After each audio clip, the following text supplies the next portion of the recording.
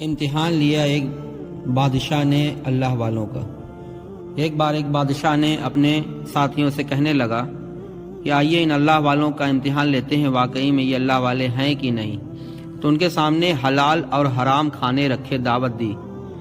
تو دعوت میں جب اللہ والے پہنچے تو بادشاہ بھی اپنے ساتھیوں سمیت پہنچا اور کہنے لگا، دیکھو یہ اللہ والے حرام کھاتے ہیں یا حلال۔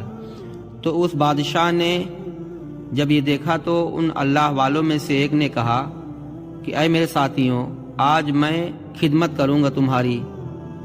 تو اس نے حلال کھانے چن چن کر اپنے ساتھیوں اللہ والوں کے سامنے رکھ دیا، اور حرام کھانے اللہ والے نے بادشاہوں اور بادشاہوں کے ساتھیوں کے سامنے رکھ دیا، اور یہ آیت پڑھنے لگا، الطیبات للطیبین والخبیثات للخبیثین، یعنی پاک کے لیے پاک چیزیں اور خبیث کے لیے خبیث۔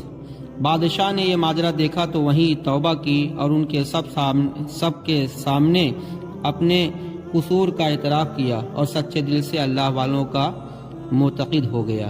تو اللہ کے مقبول بندوں کا علم اور عرفان بڑا وسیع ہوتا ہے، اور ان کے نظروں کے سامنے پوشیدہ اور راز کی باتیں بھی ظاہر ہو جاتی ہیں۔ یہ سب صدقہ ہے مدینہ